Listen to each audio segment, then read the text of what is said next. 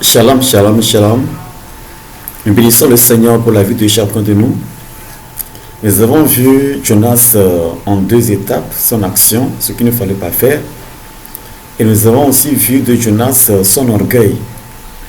Mais en ce moment, nous voulons comprendre quelque chose. Jonas n'est pas mauvais en soi. Jonas n'a pas que de mauvaises qualités. Donc il a aussi de bonnes qualités. Pas seulement de mauvaises qualités, mais aussi de bonnes qualités.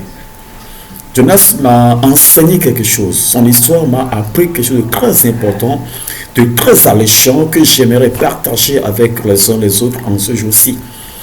Vous voyez, dans le passage de Jonas, la Bible nous fait comprendre que lorsque Jonas se retrouvait dans le sein du poisson, dans le ventre du poisson que Dieu a envoyé de la vallée, Jonas a commencé par prier. En fait, Jonas se trouvait dans deux mondes. Un monde qui a englouti un autre monde. C'est-à-dire que le premier monde, c'est le ventre du poisson. Et le deuxième monde, c'est la mer. Donc le poisson vit dans l'eau, c'est naturel. Jonas se retrouve dans l'eau, non seulement dans l'eau, parce que Jonas n'est pas aquatique, il faut comprendre. Et de plus, Jonas se retrouve au sein du poisson, dans le ventre du poisson. Donc il se trouve dans deux mondes enfermés sur lui. Mais il dit ainsi que quoi?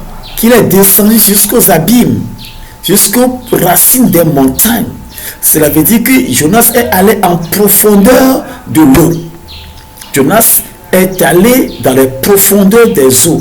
On peut dire même qu'il a touché le fond des eaux selon ses termes, ses propres termes. Mais face à tout cela, Jonas n'a jamais cessé d'évoquer Dieu.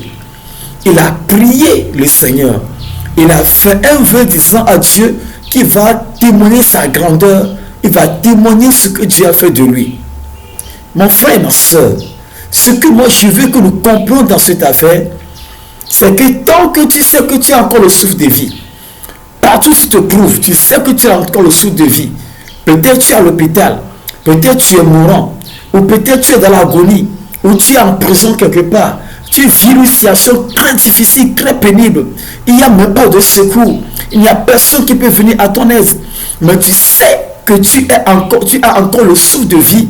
Il faut invoquer Dieu, il faut prier, comme Job a dit, même si ma peau tressaillit, je verrai Dieu. Et Job allait a dit, je verrai Dieu de mes propres yeux. Mon frère, toi-même tu verras encore la solution, la résolution que Dieu va prendre pour toi. Lorsque Dieu va te rétablir, lorsque Dieu va te repositionner, lorsque Dieu va te reconforter, tu verras la gloire de Dieu. Mais qu'est-ce qu'il faut? Il faut prier. Ne sois jamais déçu. Puis la déception, ça vient, c'est humain.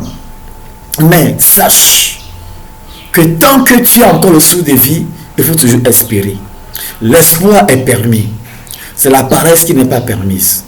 L'espoir est toujours permis. C'est pourquoi je te dis, espère et prie en espérant. Bats-toi tant que tu as la capacité de te battre.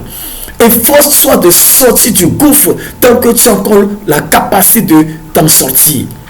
Dieu ne te délaisserait pas. Jonas a péché contre Dieu, mais il a prié Dieu, il a supplié Dieu, Dieu l'a pardonné. Mais si les hommes ne peuvent pas te pardonner, Dieu va te pardonner.